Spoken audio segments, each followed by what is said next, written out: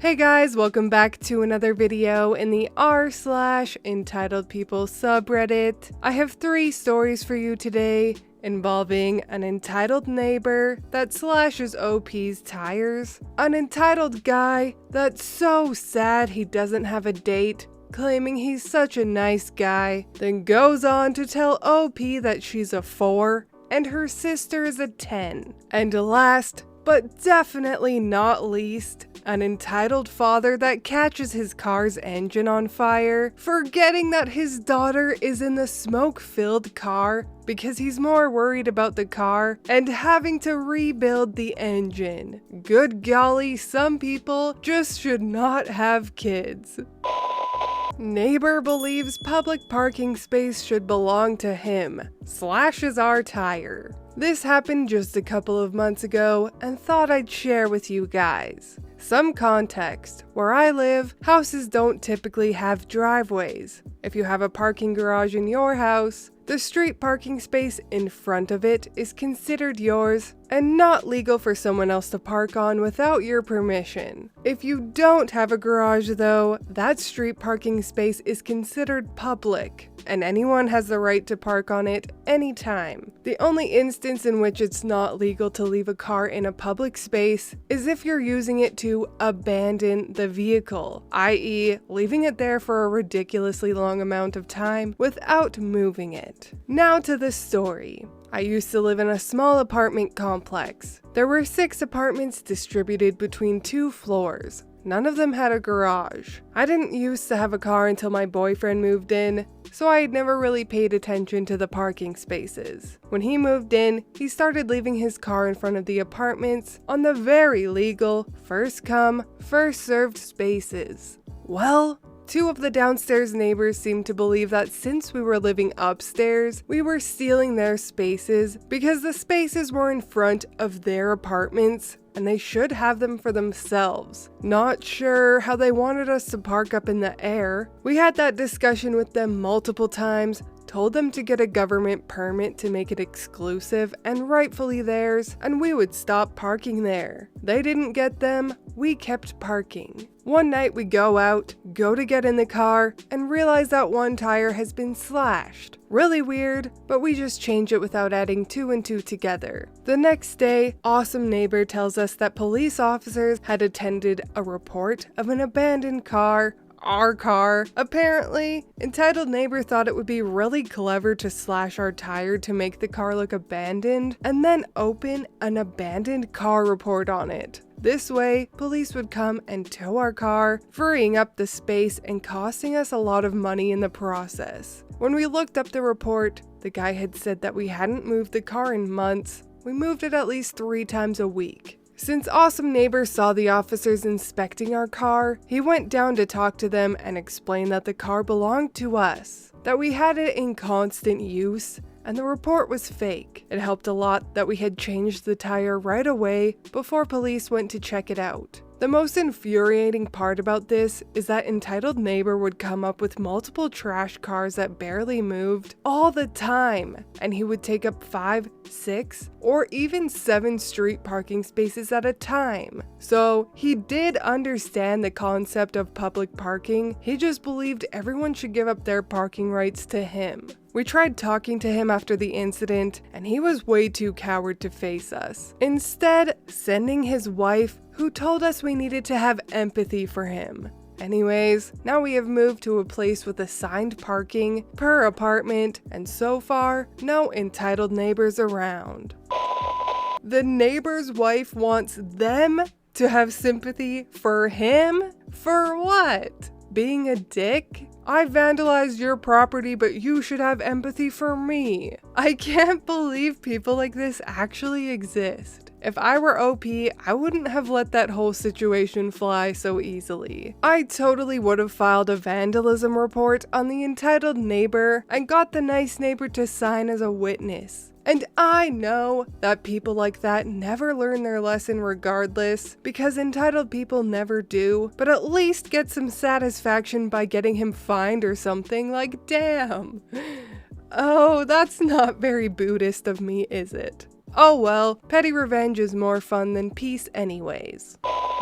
Entitled guy wonders why he doesn't have a date for a wedding. So my mom has a catering company, and when she has a big job, as it's a family-run business, she will ask me and my sister to help out now and again when she needs it. We're not fans of it because we don't like people, but it's my mom's baby and we love her. This particular time it was a very chilled style wedding with an assembly line where we would divvy out my mom's delicious food. Anyways, I can hear this guy in the line loudly talking about how no one wanted to be his date for the wedding. Poor him. He's such a nice guy, etc. He gets to my mom in line and compliments the look of the food and asks if she's the owner. She says yes, and that her 2 lovely daughters are helping. Entitled guy looks at me, and then my sister, and says, "Well, one of them is lovely at least." My mom, taken aback, continues on as if he hasn't spoken, and serves him. He gets to my sister, the lovely one,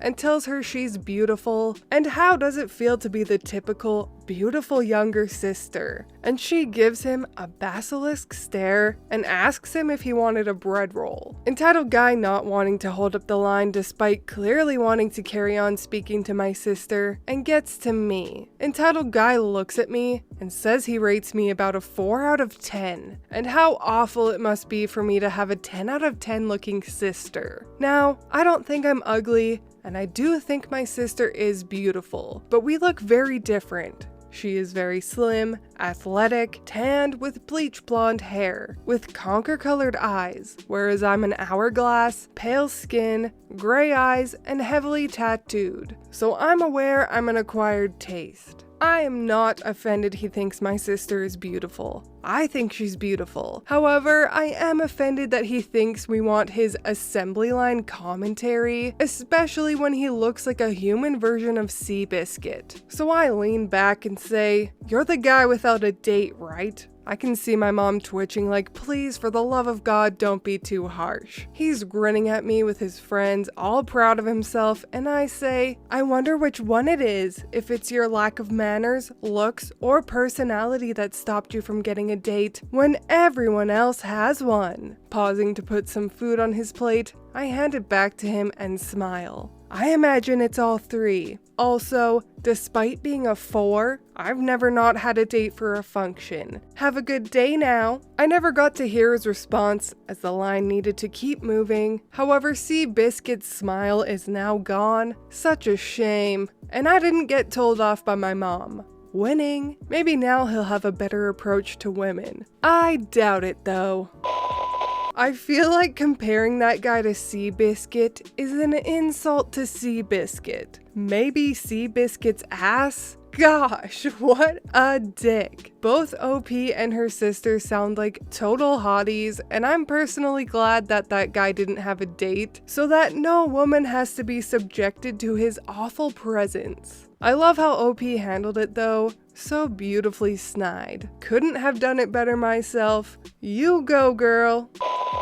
How do you forget to grab your kid? So this happened today while I was getting my daughter from school. My youngest and I are waiting and she's playing with rocks and puddles. Everything's normal until the kids start to release. We are standing there waiting when the guy parked in the handicap spot, only added so it's clear how close he was to where the kids exit the school, starts his old Firebird up. For a sec, all I could think was, that's a beautiful sound. But then I realized it didn't sound right. I look over and there is smoke pouring out from under the hood of the car and into the interior. Dad, realizing his engine is on fire, pops the hood and jumps out of the car. The fire quickly spread from the carb to the rest of the engine bay and was filling the car with smoke. At this point, I realized his kid, 6 years old, was still in the car, fighting with the door handle. I pushed my girls with a teacher that was trying to move kids away from the car and ran to get the girl from her dad's car. Up to this point, took about 30 to 45 seconds.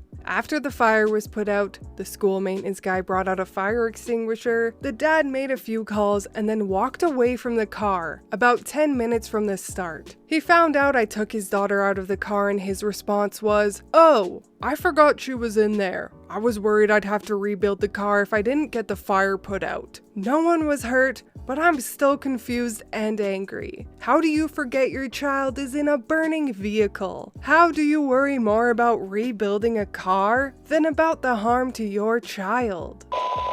Oh my god. This perfectly corresponds with my last video when I went on that long spiel about how some people shouldn't have kids. Yeah, this guy is one of those people. My baby is burning. Oh yeah, and my daughter's in the car. My reaction was the exact same as this person. Please tell me you're lying. You will have to answer and say this is all a lie just for Reddit karma. Please. But sadly, it sounds like this story is actually true, and this definitely deserves a great googly moogly. And I hope the poor little girl has a competent mother that divorces this dumbass and takes the kid with her. But anyways, that is all from me today. I hope you enjoyed those 3 Entitled People stories. If you did, please leave a like and subscribe. I truly appreciate when you do. And my cat won't stop meowing in the background, and I will see you